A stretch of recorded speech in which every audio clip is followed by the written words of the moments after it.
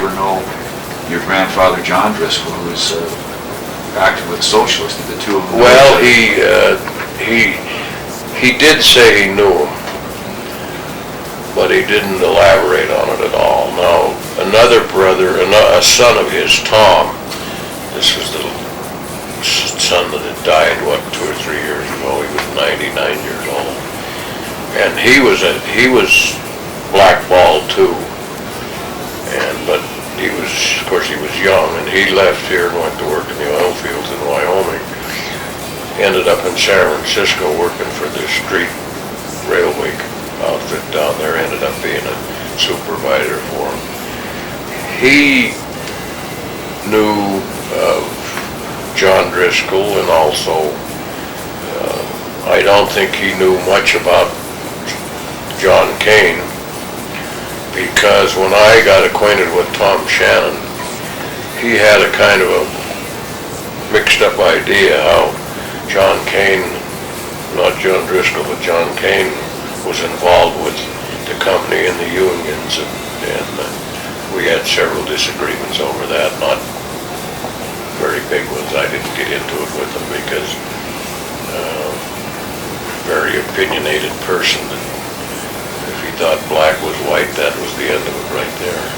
But they did mention him, but they never went into any detail. And he never talked about, Joe never talked to you about, say, the Pierce Conley Brigade or the IWW or anything like that? No, he didn't. Okay. Did he ever talk to you about Frank Little? Not very much, no. Just, like I say, he said he left because he was next on the list. Now, the truth of that, I don't know anything about that. And did he ever talk about being in the legislature? Well, he talked about that to the point where, when I was in high school, Dan Kelly's daughter was in grade school too, I see. Dan Kelly's daughter went all through grade school with me, and then she went to Girls Central, I went to Boys Central. Joe hated Dan Kelly, naturally. And now, who was Dan Kelly? He was the county attorney in Boulder when Joe was in the legislature, and ended up being the chief counsel for the Anaconda Company in Butte afterwards. And he was the one that was instrumental in putting Joe in jail when he was in the legislature. No, what was that about? I never knew about well, that. The telephone company, people working for the telephone company were on strike here in Butte while the legislature was in session. And Joe came over, I don't know whether it was a weekend or a night or what it was, to help support and lend his support to these strikers, the picketers and all that. Well, there was some kind of a disruption or a riot involved with the thing, some activity. I never got the whole story there. But then Joe was on his way back to Helena, and either he got into Helena and they arrested him for disturbing the peace or whatever. He ended up in the Boulder Jail for 30 days during this legislative session because of this union activity. And Dan Kelly was instrumental in making sure he went to jail. Kept him out of the legislature. Yeah. That would be about 1902, 1901, somewhere. Around in there, yeah. I've never heard of that. That's great. Yeah. Well, it's my opinion, publication or not, is you don't ever want to get a Republican mad at you, because their compassion is about as long as their tails,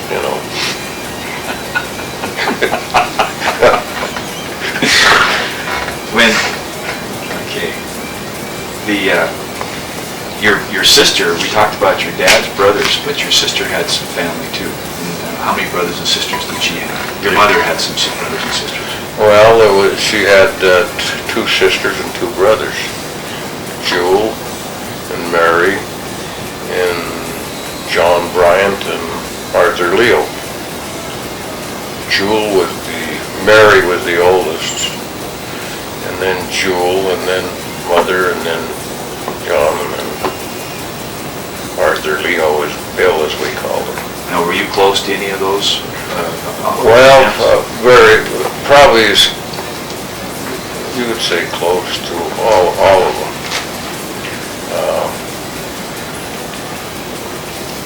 I didn't, probably Bill was, at that time, when we were growing up, Bill was still young, still single, and I can remember vaguely when Bill got married. But it was a close family and did a lot of things together, like going on picnics, birthdays. I can remember my birthday being in July in the middle of the summer was an excellent reason for spending the day at the gardens. And the whole family would be there. The Jewel married Ed late and they had 3 kids. She and her family would be there. Not Ed. Ed wasn't he didn't associate with the family. He was a different type of a man, I would say. But Jewel would be there. Married, of course, was dead by this time. She died long before I never knew Mary. 1919. Yeah. What did she die from? I don't really. Pneumonia. Either that time in the century, either died from pneumonia or the flu, it seemed like. But that was before I was even born. But then, probably I was the closest to John. Closer to John than any of them. Now that was Butter Driscoll. Butter. Now why were you close to him? I mean, you were the oldest in your generation. I was the oldest one of the, I was the oldest Driscoll grandson. There was 2 girls, 2 Ladens were older than I was. And probably grew up as a child before, I was probably 3 years older than your dad, Jack. Jack and I were real close.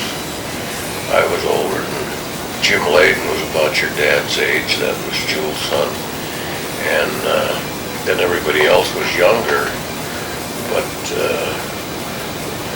your dad and I mean, I was around him a lot because he was around Granny Driscoll's a lot.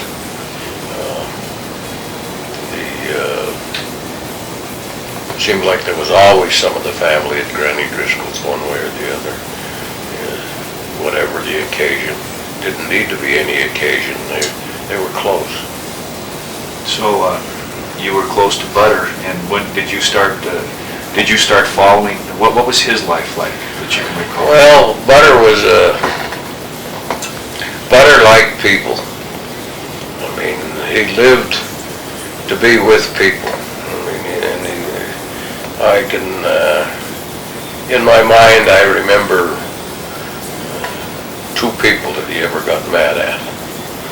One was his brother, Bill, and one was a guy named Moose Burke. Now, Moose Burke worked for a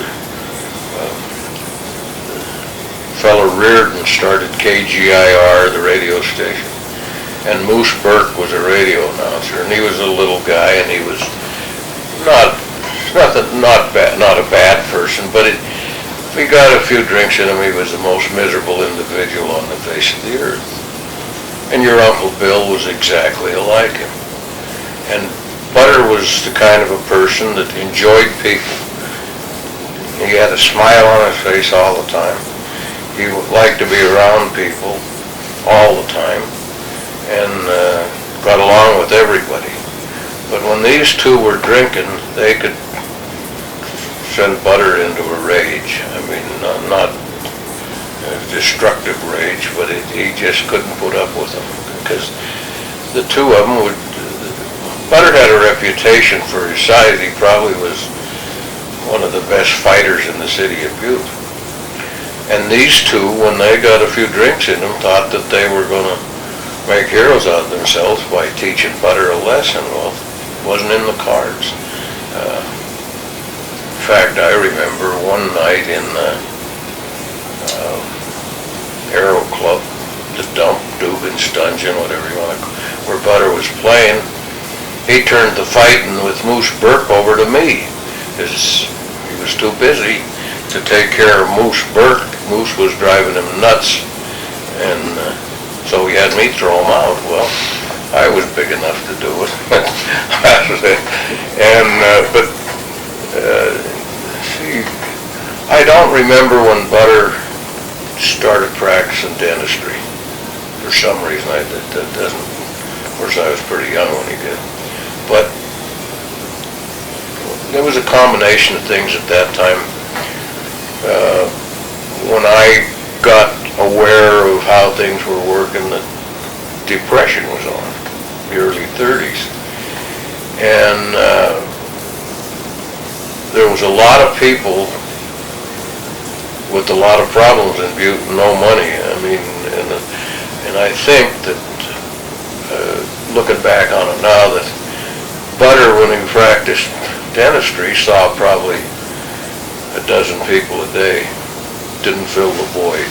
He needed more people around him. He needed to see people, talk to them, enjoy people. And there was no money. I can remember at those times there was a lot of people didn't have any source of income, didn't have anything at all, but they still had needed doctors and dentists and this and that and the next thing. So the professional people didn't turn them down, but they didn't have any income from these patients.